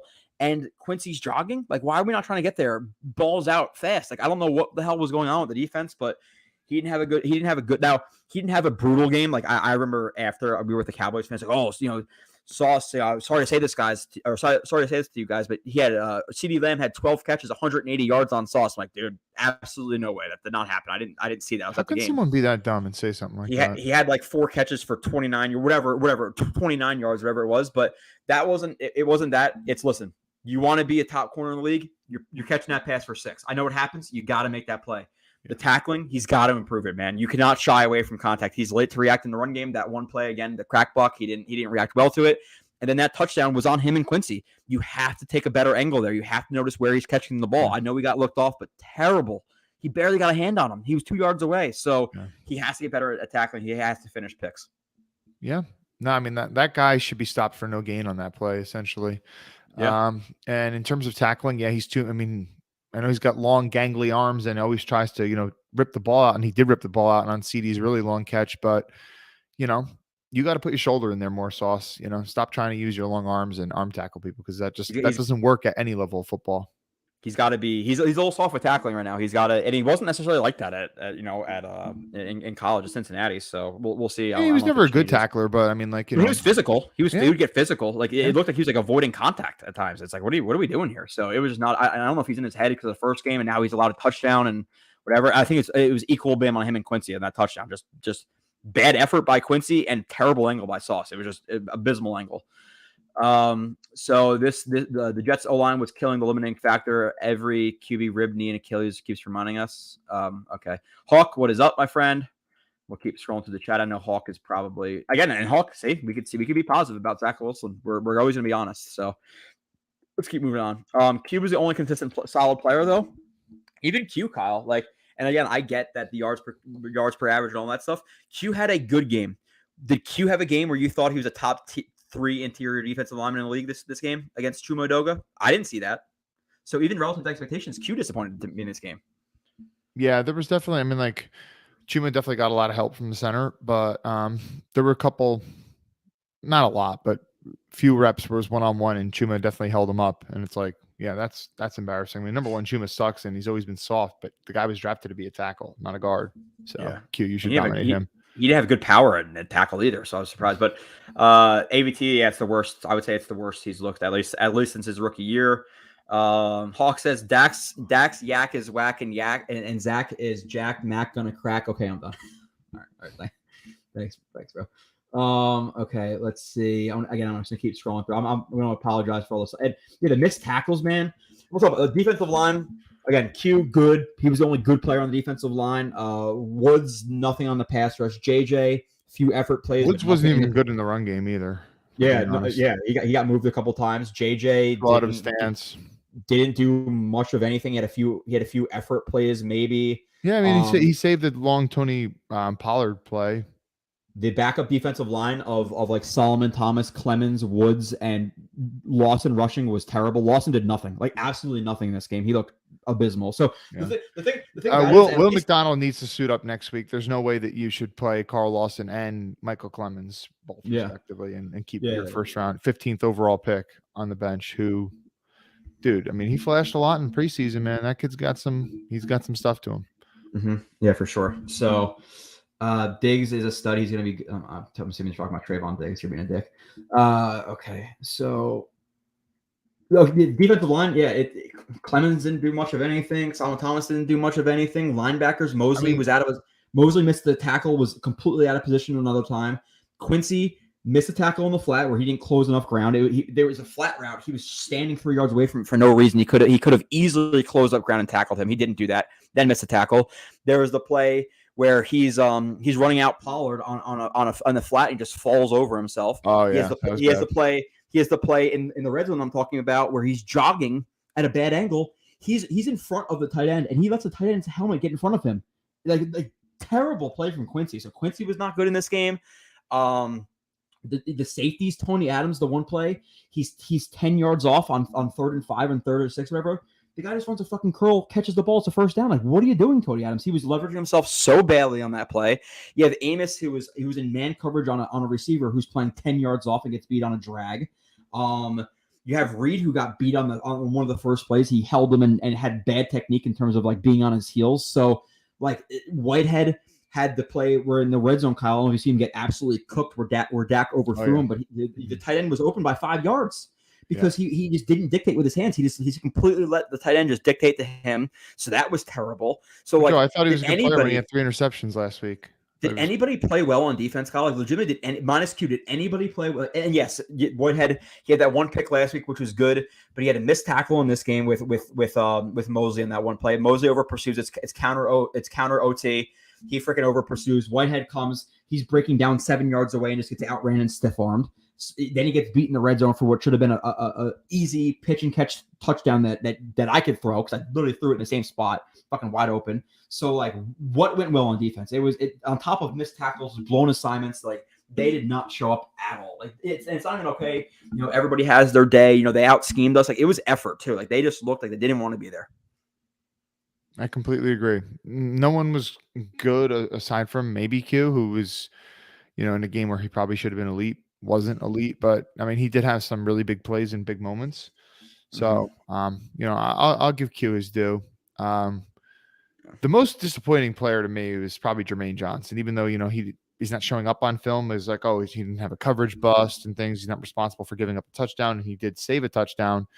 But on a down-to-down basis, man, I mean, like, there's that clip of CeeDee Lamb and Dak talking on the sideline, and CeeDee Lamb says something like, hey, they can't touch you, man. And that's so disrespectful, but so true. Yeah. And Jermaine Johnson, man, Mr. Year 2, traded up to get you in the draft, first-round pick. People were talking about you being a top 10 pick. You have all the freakish athleticism in the world, 6'5", 265, whatever, and you run a 4.55 with an insane 10-yard split. That doesn't show up on your film, man, as a pass rusher. He's still the same problems that you and I pointed out a gazillion times leading up to that draft season when we were so excited for all those draft picks. The man doesn't have a pass rush plan. He just stands there and chops his feet. I mean, what's the point of having all that explosion if you don't use it because you're going to constantly question yourself, not have a solid plan, just chop your feet in place, and then maybe try to do not even a long arm, but hit the offensive tackle with both your arms and barely move him because he's a 300-pound monster who's got even longer arms than you and Tyron Smith. Jermaine Johnson was very disappointing. And Eagle Fang, if you're watching this, you want to tag me in a tweet where Jermaine Johnson's saying, oh, they don't even know I'm coming from this year. Hate to say it, but I've been right so far, completely right about Jermaine Johnson. Yeah. And I want to be wrong. I want to be very wrong, but I just haven't been impressed yet. So Kyle, did you notice that his now that he has a name to his sack celebration that his Seminole I remember him saying that he whatever. was contemplating different names and he tweeted a list of different names. I don't know which one he settled on. Names for your sack celebration. Like let's get more than 4 or 5 sacks in a year before we start having names for a sack celebration. Like come on. And even the sack last week was a stunt. Like okay, great. Yeah, it was a stunt where Josh Allen literally ran into you. I mean, like. Yeah. So I was disappointed with him as well. Another guy, and again, we're on the negative train here. But this game we deserve to be negative. I guess the only other positive, Conklin had 5 catches for 50 yards. Great. But another like underratedly bad game. And I didn't watch my snap to snap. I noticed him at least 2 times really bad. Sherwood sucked this game too, dude. Why are we surprised about that? The one play on the drag on the goal line, like Kyle, legitimately, and you'll see it on my film. I don't know if you like specifically watch that play. Oh, I will. I watched the whole game, but I haven't watched your review yet. Yeah. So that play, he jump splits at the snap, and then his hands punch out like this. So he's completely, even if he's playing the run, he's completely off balance for it. And then you have the tight end. Again, I forget the tight end's name. He's running a drag route and like jogging, looking back for the ball. And Sherwood's in a full sprint, and he can't catch up to him. Like, yeah, that's kind of what I thought coming out of college, that he's not very athletic. Yeah. And then like a couple of drives later or whatever, I think it was actually maybe a 2-point conversion. I don't remember exactly what it was.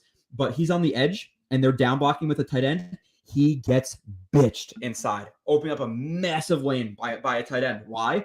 His feet split, his hands come out wide, and he shoots like this and ducks his head, and he gets dog walked back into the. So it was gross, dude. Everybody was bad. So not ideal. Somebody says is the Carl Lawson error over after this year? Undoubtedly. Yep. His error's over. Tomlinson's error's over. Uzama's error's over. Get those guys off the team. Because they're making way too much for what they're doing right now. Sorry. And I like Lawson, but again, at the end of the day, listen, you're injuring your back. You have all these injuries to your ACLs, your Achilles, whatever it is. He's just not the same player. He was an explosive guy. He was an explosive guy. Good effort. I mean, but injuries catch up to you. Father time's undefeated, and it's now beaten Carl Lawson. Joe, are you still riding the Conklin train, and will they let? I'm still riding the Conklin train. I think he's a decent enough player. I didn't notice him in a bad way this game. He caught all of his 5 passes. He ran for 50 yards. Cool. Like, he's still fine. It's not even about that. Let Rucker be tight end too. If Rucker's not tight end too, very, very soon, we should have legitimate problems with their coaching staff. And again, all the rah bullshit about people earning their spots, because that's not what's happening. It's not what we're seeing. So let's talk about tight end 2 first. Their D line versus our line was a joke. Our D line versus our line wasn't as bad, but close. Yeah, and again, he's getting the ball off really quickly and that stuff, but still, there was nobody who was impressive this game. Beckton played most of his camp and preseason reps at left tackle. Yeah, I don't think he's Let's talk about him for a moment. Despite losing all that weight, he does not look quick. He probably doesn't have confidence yet. He looks like he's not playing confident. In terms of it's not just that he doesn't look quick, like in his, his feet look slow and things like that. It's also like, and some of this could just be getting, he hasn't played football in such a long time, and he's not used to playing on the right side. But in terms of like, just timing and being able to mirror the defender and match, their pursuit path, that's been off. His hand placement, which he's always struggled with, has been really bad. But he also looks a little soft, if we're being honest. Like, the Mekhi Becton that I remember watching as a rookie and watching his college film, I'm not acting like he was this huge, big badass or whatever. He definitely had a nasty streak in him, but I'm not. He was nasty in that Giants game. In that Giants game in preseason, he was nasty. But okay, I didn't see that in the last 2 weeks. These two actual regular season games, I haven't seen it so far. I've seen the opposite, actually. Yeah. Yeah, man. He allowed a lot of pressures, and again, he had 3 penalties? I think he had 3. 2 false starts, right? And maybe a holding in there somewhere. It could be just 2, but still, like you can't move the ball for shit, and now you're starting, 1st and 15 instead of whatever. So it's bad. New York NY Sports Worker Media, which says 2 snaps for Nick Bawden, 10 snaps out of 12 personnel, unacceptable. You think again they're rushing the shit out of you. Let's get some extra guys in there and chip and do all this stuff. Nope, we're just gonna keep doing what we're doing. It's clearly not working. Let's just continue to ride it, and maybe it'll work.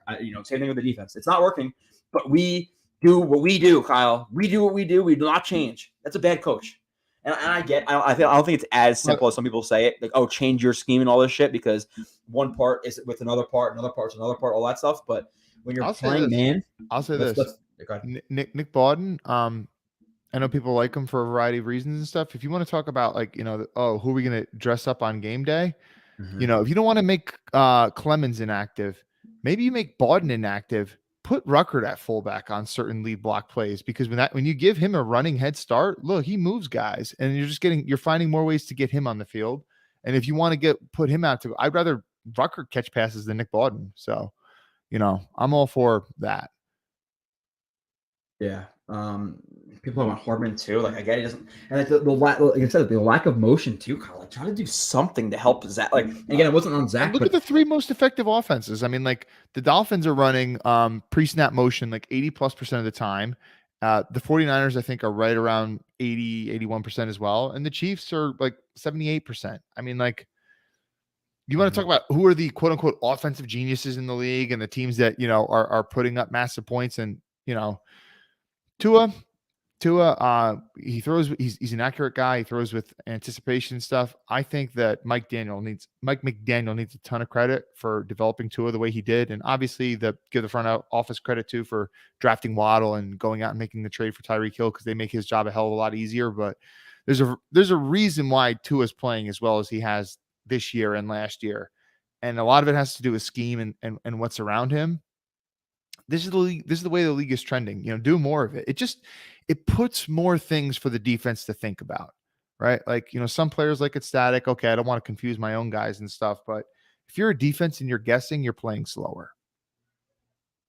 Yeah, it's just at a certain point, again, and at a certain point, like it's regardless of whatever reasons people want to give about this defense being that, there were man coverage reps and Sauce was not on CD. So don't say, what about those reps? Like that's my problem there.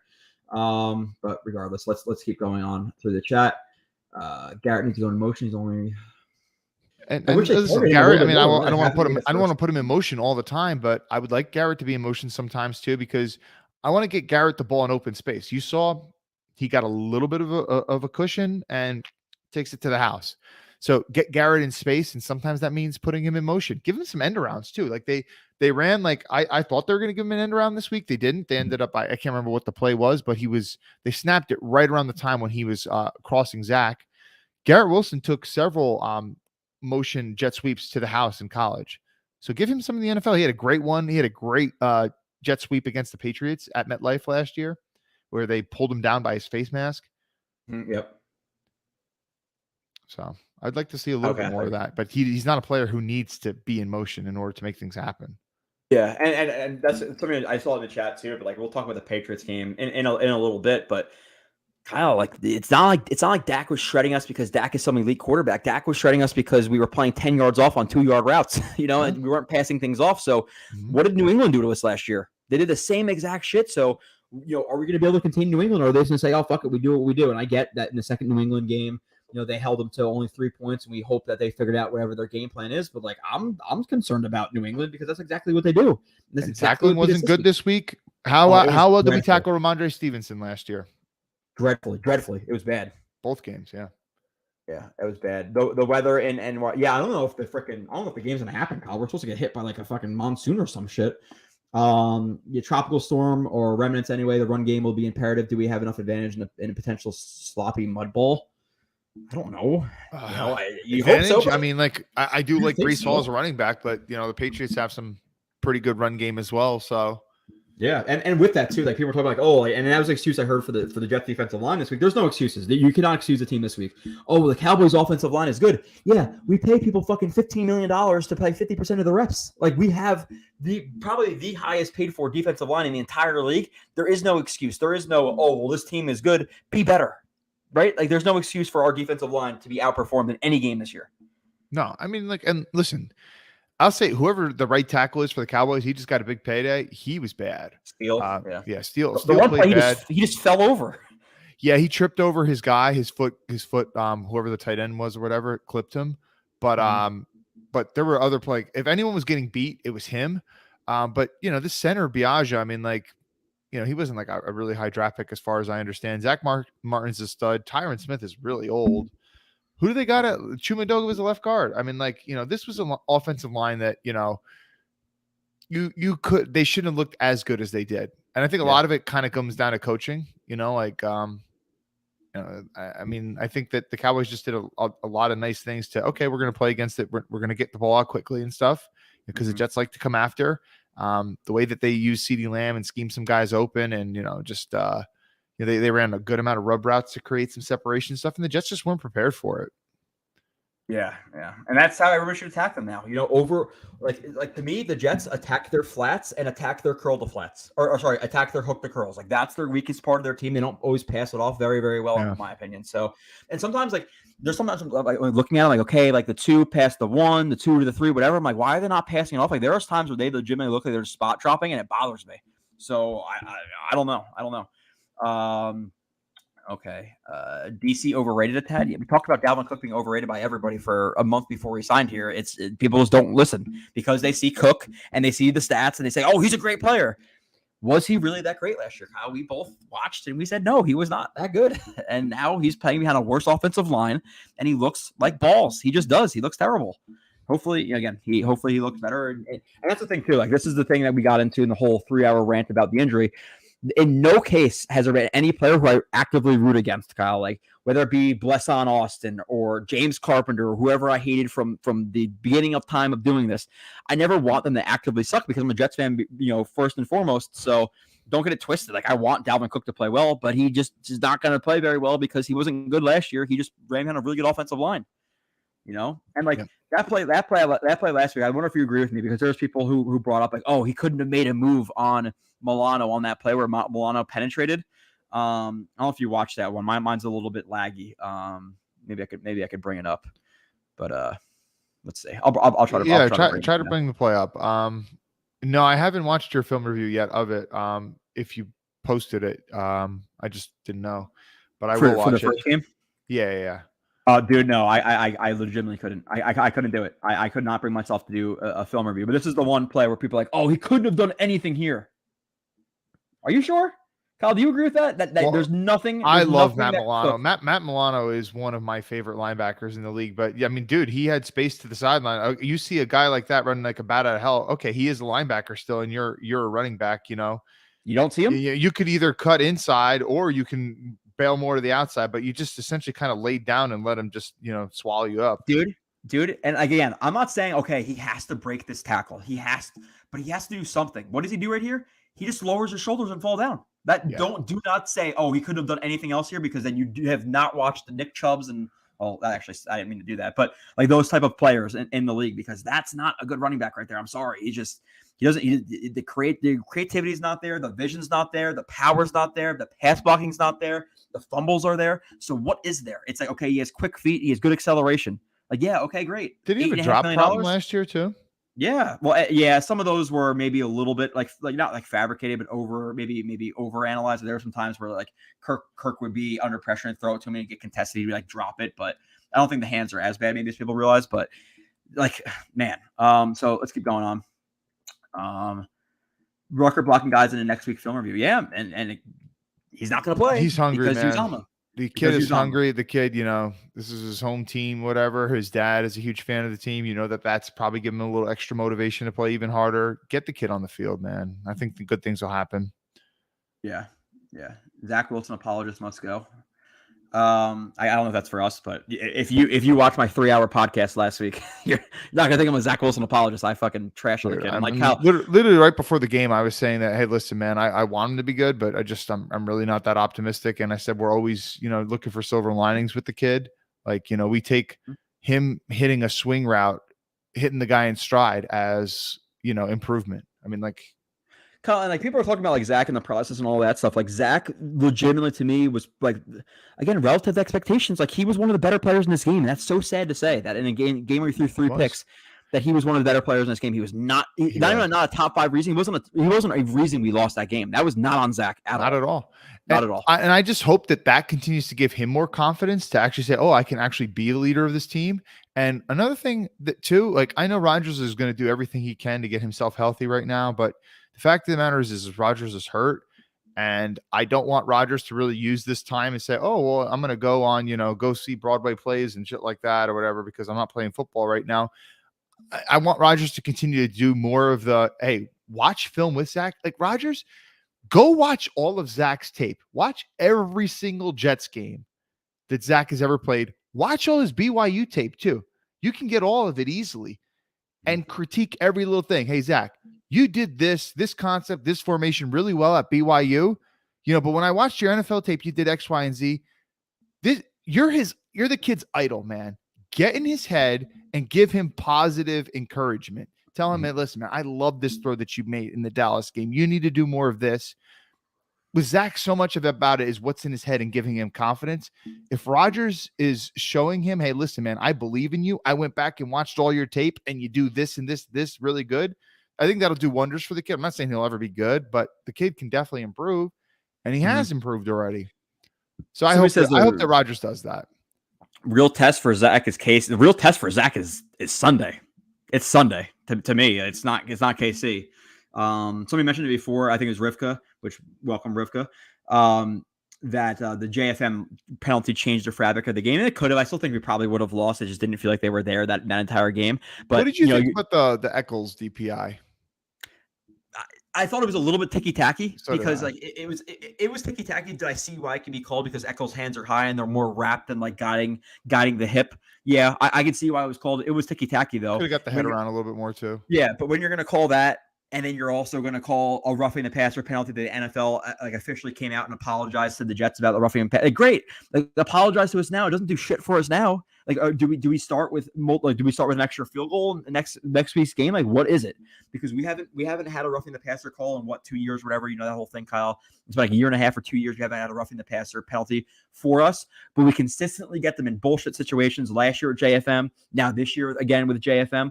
Like, what is he supposed to do when there's an offensive lineman at his knees? He takes one step and then hits Dak above the knees, and when he's diving for Dak, the ball is coming out. It's not like it was one step and then and the ball was out. It was one step while the ball was coming out, and then he has to jump over the guy. So what the fuck is he supposed to do?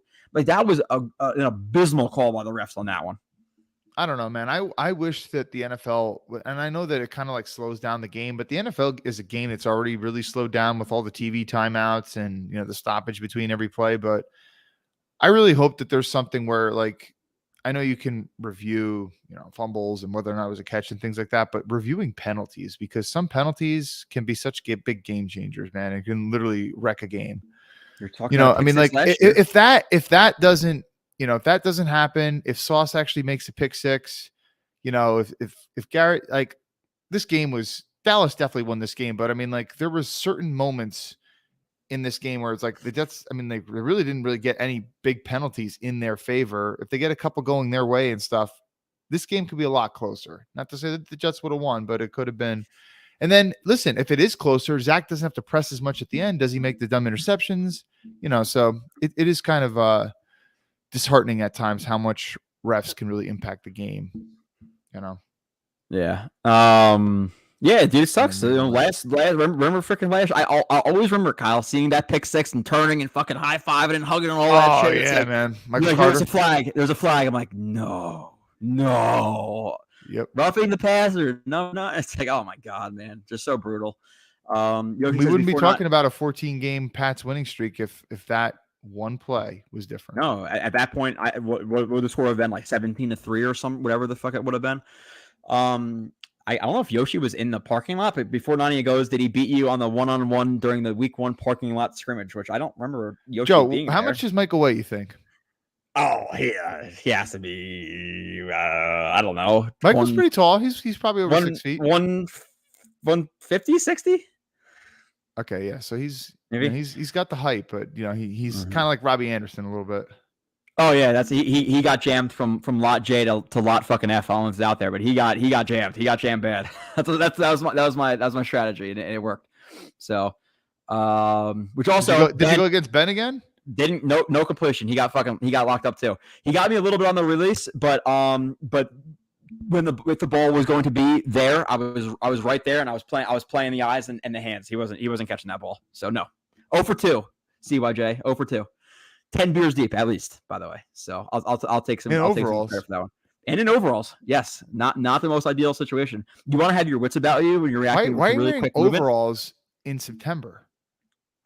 Vinny got them for us. So I don't know. I just did it. I like looking like a little bit of a douchebag at games. I went to a fucking Bears game last year in a Winnie the Pooh costume. Shit happens. I know it was Chicago, but when was that too? Was that like November or something? Yeah, it's like November. Yeah. Let's see. I joined the show late. Ruckert must play, and the Jets have to run. Yeah, we talk about that, but yes, we completely agree. I'm gonna keep scrolling down for the sake of time. I'm at about 8 o'clock in the chat. So we'll keep running through it. Kyle, did we miss anything from the game? I said Conklin, okay, 5 catches. JFM, I think he had at least an okay game. Huff had a few decent reps. Q looked okay, but not relative to By the way, expectations. One of Huff's best reps was in the run game. Run game, that stuff, yeah. But like the linebackers, Sherwood, Quincy, Mosley, the safeties. Even wonder, like on first down, instead of playing Carl Lawson, maybe you just play Bryce Huff. So because what's the upside with Carl Lawson? He's not even a good run defender to begin with. Yeah. Generation is soft. I don't know. Generation soft stuff. Oh yeah, as a part of the generation, I can also say talking about the 4 football emojis. Oh, this generation is definitely soft. As also being kind of. I'm just wondering, is that what he's referring to? I would assume so. I'm assuming so. That's because the Jets not using CJ properly. You're talking about CJ Uzama or CJ Mosley? I don't know, but like Mosley had that really bad whiff. Let me just show it. I'll just show that one too, because it was pretty terrible by Mosley. On this play. I don't know if you specifically remember. Oh, I'm still in the freaking Bills game. But do you remember the play I'm talking about? I Kyle? can't think of it off the top of my head. So if you show me, I'll remember for sure. Yeah, you definitely will, because it was Mosley, and the only problem with this is I just got like so lazy during my review. I just put like defense, because I was just like so done with like how bad they were playing. Okay, I think it's okay. It's natural, man. I mean, like it was a piss poor performance, and your star quarterback went down. It's just interesting. Like, go and look at tickets. Like, I was looking at tickets a couple weeks ago for the Chiefs game Sunday night, and I couldn't. There was nothing lower level for like less than like $600 a pop. But now the tickets have decreased tremendously post-Rodgers injury. There is a super chat, another one from AP. Here you go. This is the play I'm talking about, Kyle. Just really quickly, is the over pursuit from Mosley here? It's pretty terrible. Oh yeah, right there, and then he gets stiff armed. It's like what are we doing here? So yeah, pretty brutal. But okay, go ahead with your super. I can't pull up the super chat. So let me pull up the super chat. Yeah, I was actually watching a little bit of that at school earlier today, and I was watching with a student who's he's a baseball fan, not even a football fan, and he noticed how horrible that was. Yeah. So we have the $5 super chat, which we appreciate, who says the one thing we did right was not trading for Russell Wilson or Deshaun. Yes, like sweet. I am a little surprised with how bad Deshaun Watson's playing. And I've always been a Russell Wilson fan in terms of at least his football game, but so much of what made Russell Wilson good was his athletic ability. And once that declines, kind of look like Cam Newton, Michael Vick, some of these guys, they didn't really last well into their 30s. When you lose that, it's like Lamar. It's like why I was not a huge proponent of trading multiple first-round picks to get Lamar.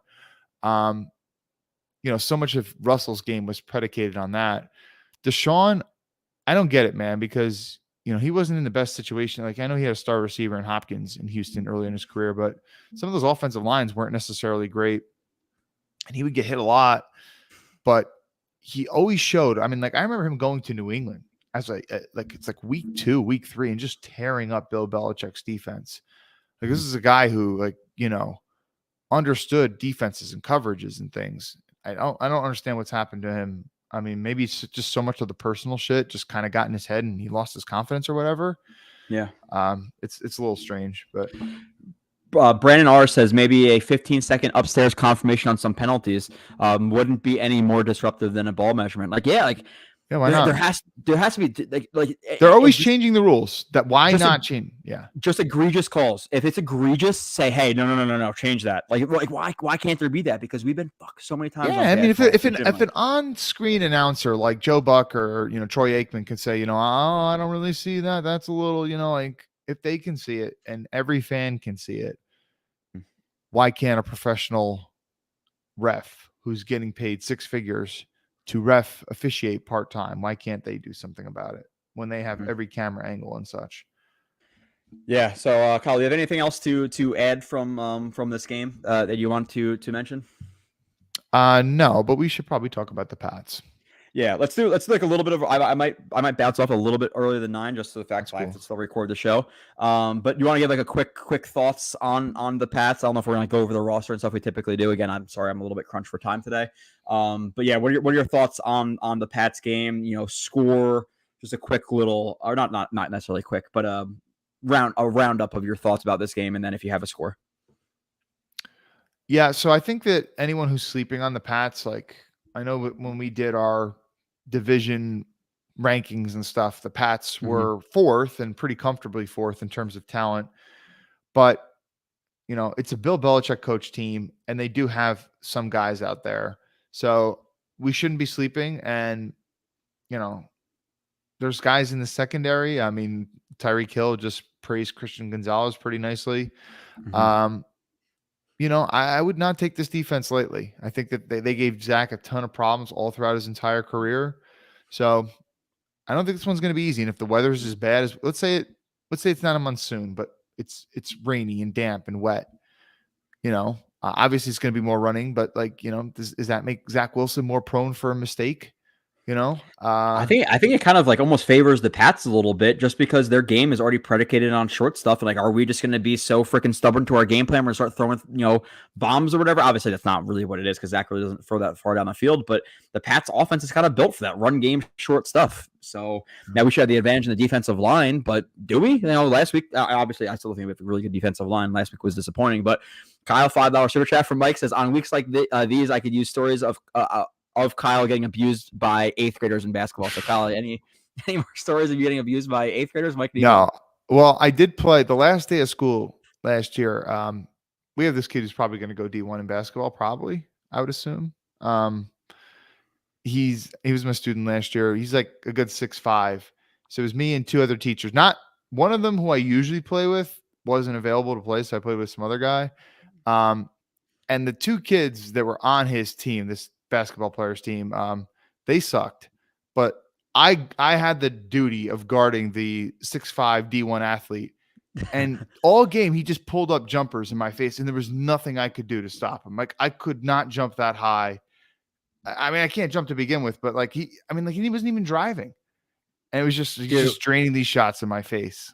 He carried his whole team. So no, I didn't get abused by 8th graders, but by a D1 athlete, yeah, that happened. not that. Well, familiar. Mike expects you to come back with a story about you getting dominated by little kids. He doesn't want to hear a story about you getting dominated by a D1 No, athlete. I would be the one dominating the little kids. I don't take it easy on them. They need to learn Yeah. the hard way. But no, so with the Pats, yeah, you can't. I appreciate it, Mike, for like multiple super thanks, chats Mike. this entire thing. You've been killing it. But with that being said, it's just like one of the Pats. They have 14 games in a row against us. They competed with the Dolphins. They competed with the Eagles. So it's not like they've been getting the shit kicked out of them. You know, they're coached by Bill Belichick, who Zach Wilson has very much struggled, against. So I'm a little bit nervous, because yeah, like they don't have the receivers to go against our corners, which they're not going to do. It's going to be their tight ends versus our linebackers, and making us tackle, make quick decisions, do all that stuff. And I'm not so confident that our linebackers can do that consistently. So I'm concerned there. Now in terms of our offense versus their defense, I think they have some injuries, right, Kyle? I know we're not pulling up the thing, but I think like Jack Trent Jones Brown might not play, based on what I'm reading. So if Trent Brown's not playing, I think they have an injury at corner too. I think like Jones, one of the Joneses is out. So yeah, Jonathan Jones is out. So yeah, again, for the And sake it looks of like Marcus Jones, the guy who had the punt return for a touchdown against us last year, also might not play. Also not playing. Okay. So with all that being said, again, for the sake of me saving some time, Kyle, what's your score prediction for this game? As much as I want to pick the Jets, as much as I want to believe in Zach Wilson and build on an improvement, this is a game I think the Jets win with Aaron Rodgers, but not with Zach Wilson. So I hate to say it. I'll go. The rain makes me want to say the score even lower. I'll say 13 Jets, 17 Pats. Yeah, so like my head is saying Pats. It is. My heart is saying Jets, because I think if Zach Wilson plays like he did last week, we're gonna win the game. Now, can Zach Wilson carry that into 2 weeks? I don't know. We'll see. But yeah, you have like the Nor'eastern, so you're gonna have to consider all of that. So I'll be the positive guy. I'll say monsooning all of that crazy horseshit. 13-10 Jets in a really gross and ugly slugfest of just running the ball in short passes. I don't know what if they cancel it, what happens? Is it like they have to play at the end of the year or something? Like I don't even know. But let's see. Corona Kenny says, is this Mosley's last year as a Jet? Will we need a new? But why would they cancel? Why would they cancel it for a monsoon? Like I understand lightning, but like we've seen games where it's just like insane amount of snow and they don't cancel it, so they're going to cancel it because of a lot of rain. Like I just don't know if it's going to be windy enough where it's like it could be like a hazard or something falls, or I don't know. I couldn't tell you. It's like 50-mile-per-hour gust and they think something might hit somebody. I don't know. I'll be there regardless, I guess, in a freaking rain jacket and all this stuff, which like all the home games last year were like that for the most. Like the Bears, the Lions, the Jags, like so many games were raining. The Ravens game 4-8 were pouring rain, and there might be another one. So I'm done with the rain games, but yeah, that's it. So I'm sorry for being a little bit depressing in this episode, everybody. But we will see you next week. Kyle, any last words? No, it was fun. Glad to be back on. Wish the circumstances